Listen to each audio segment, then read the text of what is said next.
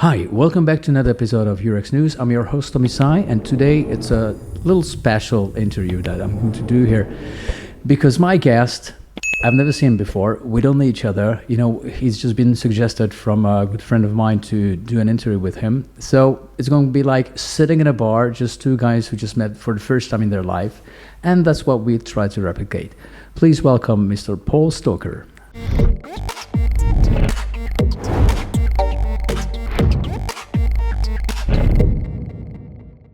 Hello. Hello. So, Paul, who are you? Well, I'm Paul Stalker, so thank you first for having me on your podcast, Tommy. Welcome. I'm You're very welcome. flattered. Welcome. So, you are in the adult industry because we do all the news on the adult industry. What is your story? Well, my story is a little bit, a bit strange in a way. Maybe that's why you don't know me yet until today. Yeah, I'm from Belgium first. Okay. So obviously it's a country. Belgium is a country where there's not a lot of there's not an adult industry scene. I would say there are some production, there are some performers, but you know it's not a country really famous for this industry. I'm already 45 years old, and I started this business quite late. At the age of? At the age of 38, almost 39. Okay. So I actually had a total normal career.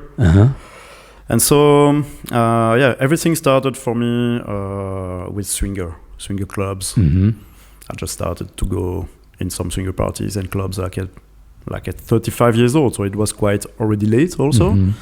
And one thing leading to another, I just met some people, some couples who just wanted to have private videos for their own fun, you know. So they asked me to do this, and I all the time had nice comments like that with me. They had good footage, and that maybe I should give it a try to porn industry. But you know, when you don't know anyone in this business, it's like quite complicated. So okay, porn, yeah, but how? You know, I don't know anyone.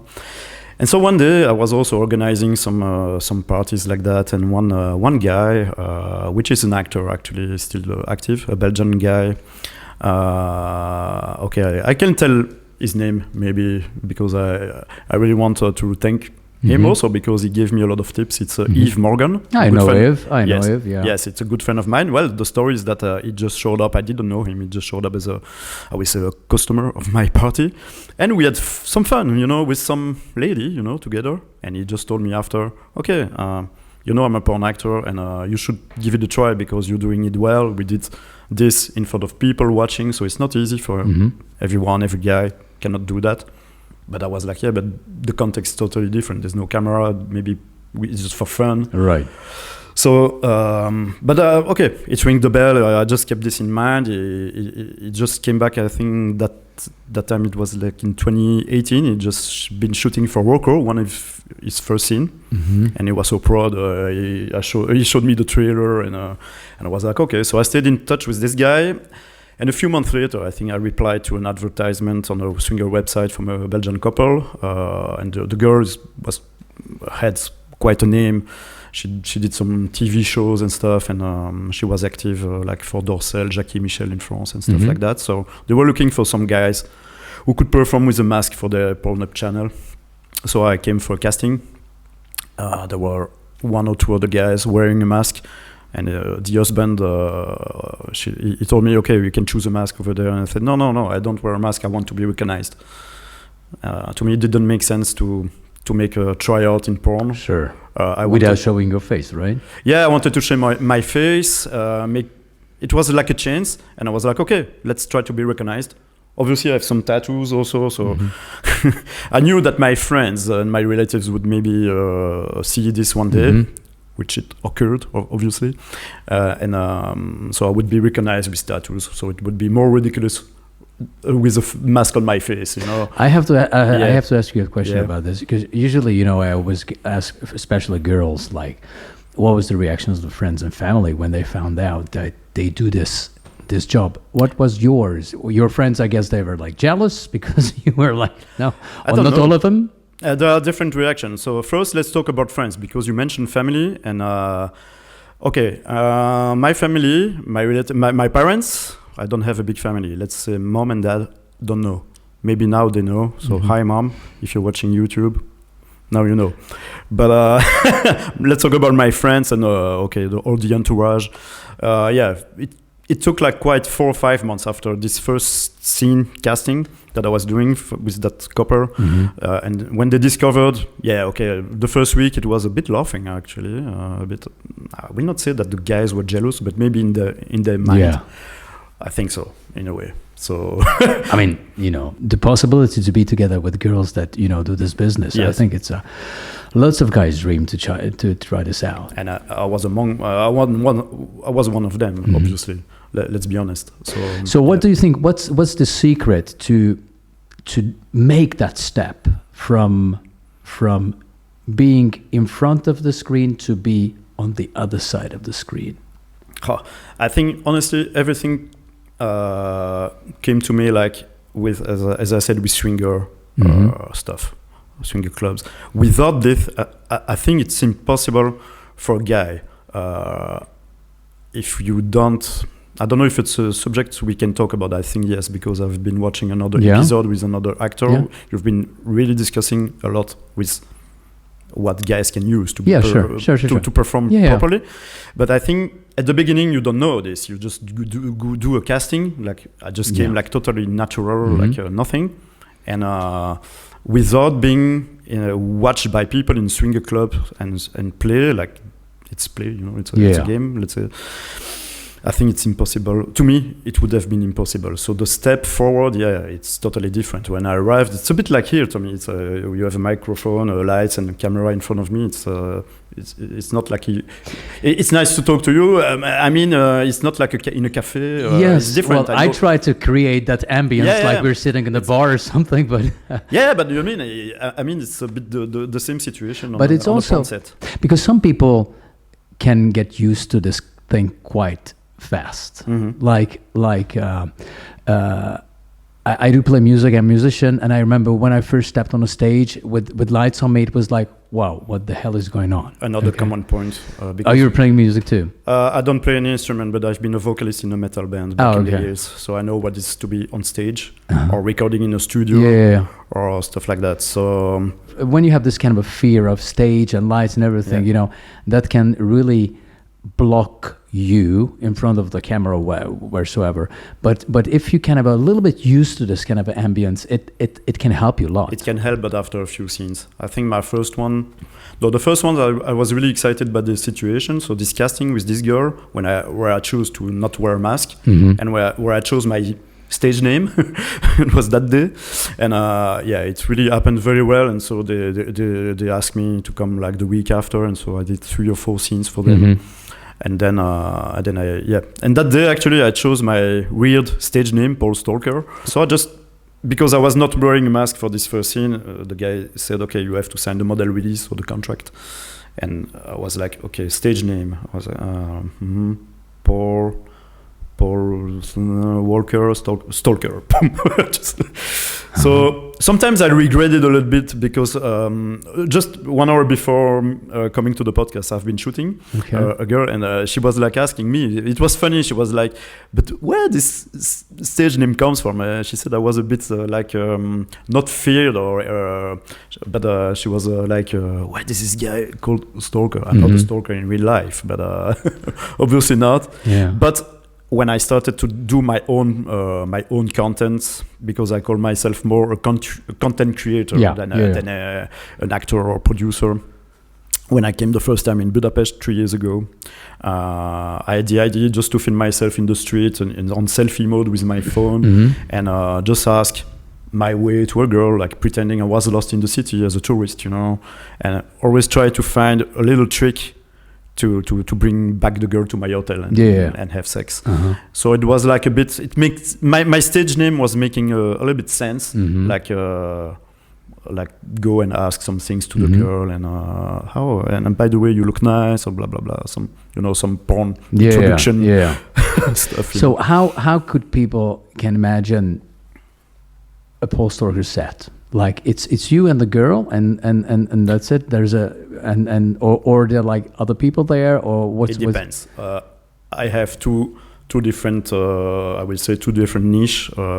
80-90% of my contents are indeed me and the girl. Okay. So that's why I prefer to call myself content creator. But I will say with a more professional level maybe than just doing OnlyFans content, just putting a cam on the side and that's it.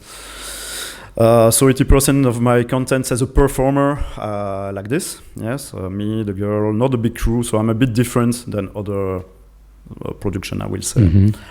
So really easy. Most of the time it's POV. Okay. Also some side shoots. So I have different camera. I just mix footage. And I also have another type of scenes where I do group scenes as well. Okay. So sometimes I shoot in Belgium in my house. I have a dedicated room to shoot. I have a few other guys who can perform as well. And so we do some gangbangs or with one girl, two girls. So it's a bit different. Okay. A bit different. And by the way, it's really recent, I'm slightly operating like a little transition, I will say, to more directing and producing. So I just started to direct last week. I was in Prague and I directed 2 scenes just behind the camera. And now here in Budapest, also tomorrow and the day after tomorrow, I will be directing also 2 scenes with other guys. Still for me, that I will. I'm not telling it right now to the in the podcast today, but I will broadcast those scenes to a different platform. Yeah. So what I will keep my one-on-one POV stuff. Those content will be dedicated for my website. Which I can give you the information. This will be a new brand. It's called Fuck Dolls POV, and the website is coming quite really soon.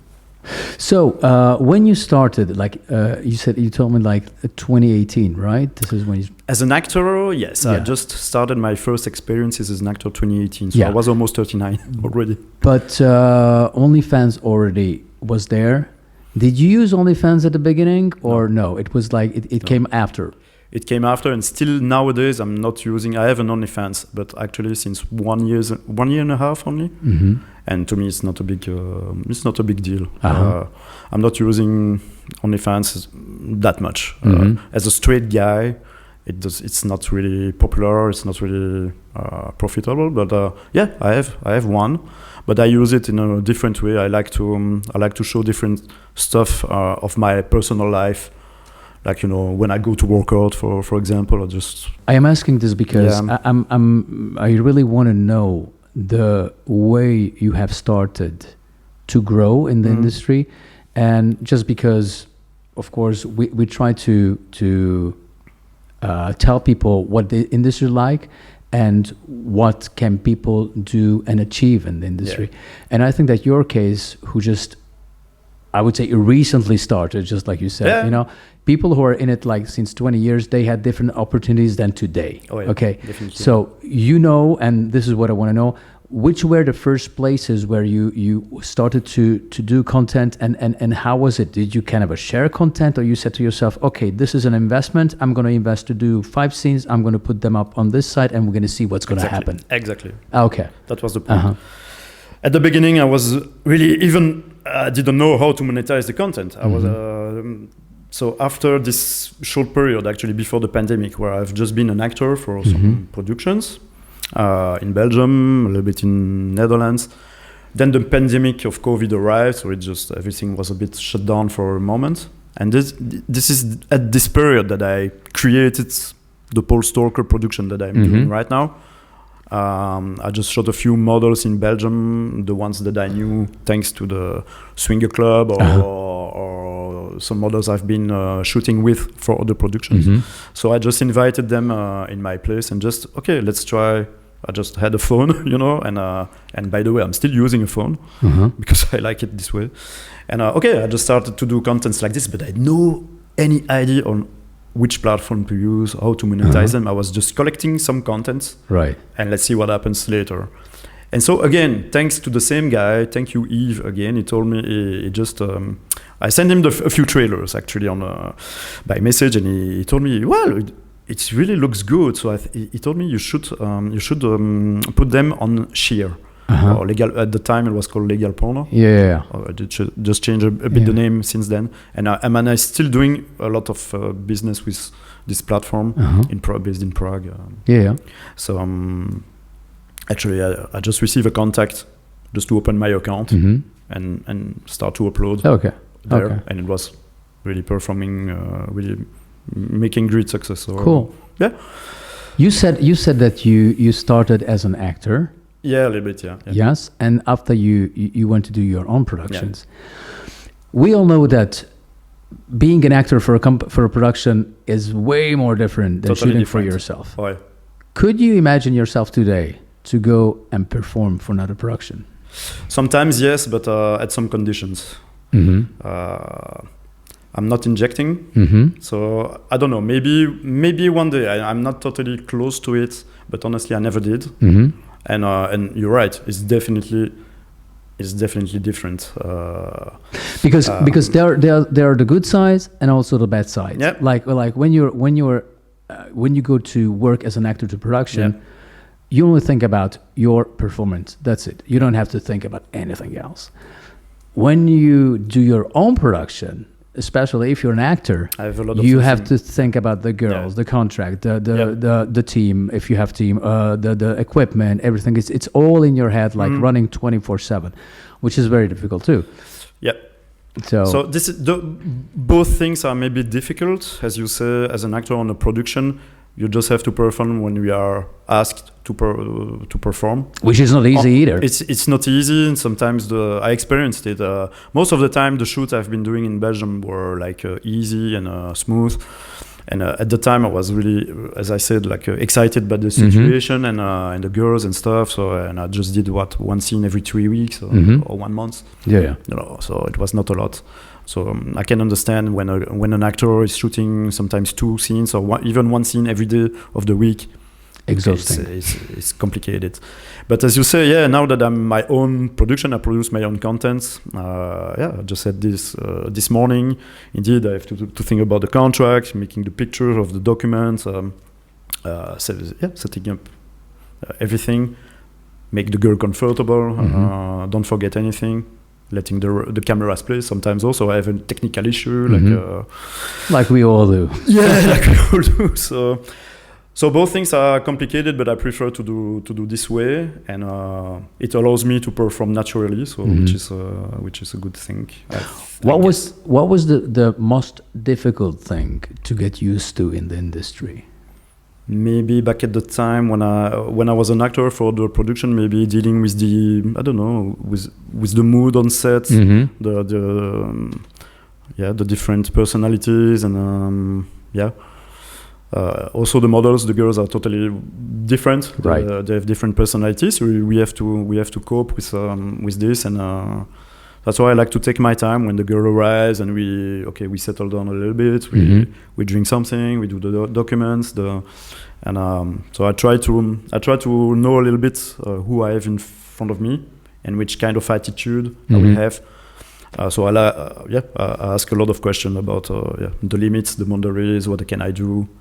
Because sometimes I can do really hardcore stuff, and I can also adapt to every model and every situation. So this is maybe the most complicated thing. It's just about human relations, and in the end, it's sex between people. It's important that everyone feels comfortable with what we're gonna do. So how do you choose your models? Because you told me that you have different styles of I don't know, platforms that you work on. Do you ask the models if they like that style or not, if they can do it or not, or how do you go? Just call the girl and you say, okay, this is what you have to do today. How does it work? Yeah, so if I ask to an agency to book a model, they of course present my production to the model, and the model can accept or can refuse, which can happen sometimes. Right. No big deal with this. It's just the feeling about if she doesn't like the style or whatever. Sure. So sometimes it happens, but not that much, I guess. I honestly prefer to book girls who really enjoy every style, every kind of performance of sexual practices we do. Anal, piercing mouth, worth stuff, I don't know, choking, those kind of things. So if my best scenes are obviously with the girls who are totally into this kind of sexual practices. So yeah.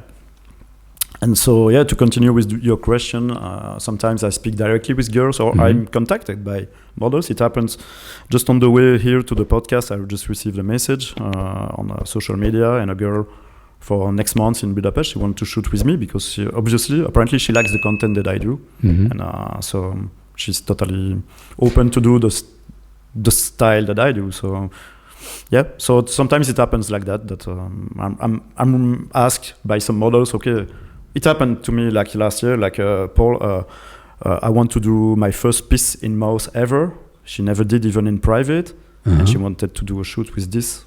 It was a requirement from the girl. Okay. It's not happening so often, but sometimes. Now you are at the level that you are. What is your goal?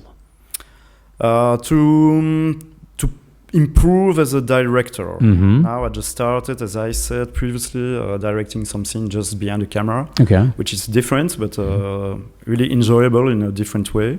And I'm really in a learning process. And basically that's what I like in this industry also.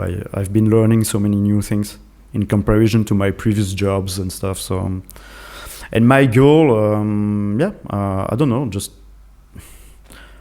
okay, let's talk maybe about awards. It's something, it's cool. It's cool to be nominated to get an award, but it's not also a big deal if you don't get any, but it's still a good recognition. It's a very nice when you get something. So maybe why not? Yeah, being nominated at least for, I don't know, best new director, best new brand or paying website or something. So this is a goal, yeah. And maybe I think I have more chance to achieve this kind of goal by being just a director than a performer.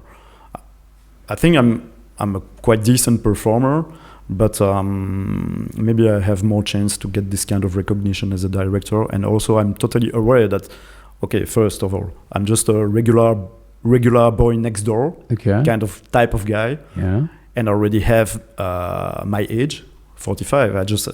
I just started this business, this industry really late, almost at the age where, at the age some performer already retired. You know, I'm still quite decent, but 45. Okay, you know, in 5 years it's already 50. So I think it's clever to think about a slow transition to more producing, directing.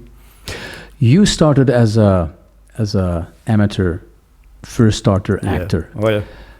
Now that you have your productions, would you take a guy just like you were 5 years ago to do a scene for you? Tough question. Yeah. I know what you mean.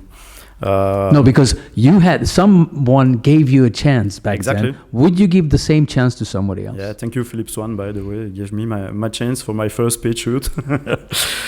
I don't know. Maybe I would give a chance to some guy who want to start, but among other professional actors who are used to it. Okay. I think, and that was the case, I think, that day when I started, we were different. I was not alone. Okay. So you limited the risk of losing the scene. Because the guy cannot perform. So I think every performer, every male performer has been started almost. When I hear the podcast and interviews, they all explain that they started with gangbang styles, and it's the best way to see if the guy can do it or not. Do you think platforms like OnlyFans help male talents to show their capabilities to different productions? Like, because of course when you get a guy on a set that you don't know, that other people don't know, so you don't know what to expect. But once you have some videos of performance of a guy, that could be like a startup point. It can be, but it doesn't mean it will be a success on a real set, because on OnlyFans or something, you know, the context, the situation is different. So you can see, I don't know if you mean solo content or even like a performance. No, performance with a girl. I'm asking this because Yeah. just for guys who are not in the business and they want to start, maybe they can. This could help them to just spread some videos out. It's something. I think it's a good first business card. I think it's something you can show. You show the way you move, the movement, the position, the angles. So that's. Yeah, but it doesn't mean that it will be the same success on a real set with a crew and stuff. Sure. So, and it depends also the kind of set and production. There are so many, I think, so many levels of difficulties and there are some things that you definitely learn on the set, like camera angles, light angles, positions, and all those kind of things. It's something that if you just do things at home, you don't consider these things very important because you think what you see is good, but in reality, it's not that good. Yeah. So you can always make it better. Yeah. And to make it better, you have to learn a couple of things. Yeah, it's just by shooting. Also, if I watch my first content that I did like 3 years and a half, 4 years ago, I cannot watch those content anymore. Technically, the way I was filming and also my positions, and I'm like, oh shit. So I think I think you improve. Just watch how it looks like, and I'm like, I shouldn't have put my camera this angle or something. So, yes, but look, Paul, it's worse if you look at yourself 5 years ago and you say, "Oh, I do the same thing," because then you have learned nothing. Yeah, exactly. Unless it was perfect 5 years ago. But I doubt when you do. I call this DIY porn. Do it yourself. I mean, it's never perfect. Even what I do right now is still not perfect. I'm still trying to improve every time, like the lightings, but I want to keep also a kind of amateur style. Okay. One other French content creator, I didn't know this contracted word. He told me that I was amateur. I didn't know, I think it's a good definition of what I'm doing. But amateur, because also I use a cell phone. I still use a cell phone. At some point, I bought a big camera, the first year, and I just gave up because I preferred the result with my phone. And nowadays we have so amazing phones. I know people who are shooting with their iPhones or cell phones, whatever. Yeah. Just to understand your production, and you said it's pro-am. Yeah. Does it also mean that usually when you do pro-am, it's like less acting, less talking, and it's more based on the sex, or you also do like dialogue, just like big productions? How does it go? For the scenes, I'm just performing with a girl. I had this series, as I said before, I was just doing introduction outside. Like I supposedly meet the girl by chance, and so it was a little scripted, but also it was giving some space to some comedy, some improvisation, which I really enjoy. I think it's really funny to do. The sex part is really funny, obviously, but this comedy, it's always a funny moment to share with the girl, or the girl with the guy. So I've made really good memories of some situations with some models, and now I also have those content where I just shoot Gonzo POV, where just the girl starts with teasing and getting slightly undressed, and then the POV start. So there's obviously not a lot of dialogue. Like what I did this morning, I just asked the girl can talk to the camera, like if she was talking to the audience, and to make them horny. And also I do comedies for the group scenes.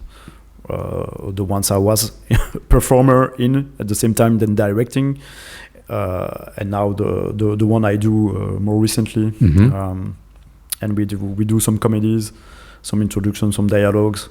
So I try to keep it simple, but it's also a funny thing to do, and I like to give the liberty also to the actors just to express themselves and show their comedian talent. Sure. So sometimes it's really funny to do. So what I would like to ask you as a final question, Yeah. which is I think that lots of people would like to hear. Because you're a good example that you can start porn not only in your 20s, Yeah. but also later. Okay. Yeah. Yes. So my question would be, what could you advise, suggest to guys who are there, who worked, I don't know, 20 years of their life, they want to change, they like porn, they want to do this, what to be careful of and things like that? Yes, I would say that, to summarize, that I'm the perfect example maybe of a guy, regular guy with average dick size, average type of body, which was not probably meant to be a porn star like in early 20s. Mhm. Or if I was not even thinking about that at the time. Yeah, everything is possible, and if you want to try to give it a try, it's possible to do it. You just have to be motivated, to pay attention to a lot of things, like the relations with the girls. There are some legal aspects at least to learn a little bit, and this is. If you want to do it, just give it a try. Do some casting. Just be certain of your performance ability. I think if you have a doubt about that, just give it a try. Maybe as in a casting of gangbang. Even sometimes swinger clubs do like filmed stuff. So it's a good way to see as a first try if you can make it, if you feel comfortable with other people around. And then just don't give a fuck to whatever people will believe. When your friends, relatives just see it online, okay, just be proud of what you do. Sure. Just be confident. And a big self-esteem, right? Self-esteem, yeah. And I think it's all about passion. We've been talking a little bit about music. Yeah. So this is also apparently something we know each other. I have a lot of comparison to when I had a small band. We were looking for our own gigs. We were recording our own demos. You know what it's like to be in a small band like that. And I think maybe it helped me also, this mindset of having this past experience in the music, not industry, but scene. And there are a lot of common points of the kind of content creator in adult industry that I've become. I think I slightly operated the same. I used the same tricks, the same experience. I mean, just to. It's all about being dedicated and passion. Yeah, this is what I want to say. You have to stuck to your dreams. Yes, you have an idea, go for it. Don't lose it. Just go for it. Yes, and now I'm doing it for a bit more than 3 years, and I'm doing it full time. So yeah, until when, I don't know. So this gave me another thing to ask you. You're doing this now full time. Yeah. Okay. When was the first time that you have realized, like, okay, maybe I could quit my daily job and just rely onto my production? Actually, I didn't have to ask this question to myself, because I had no daily job at the time. It was the hard times of COVID pandemic. Okay. And because I was working before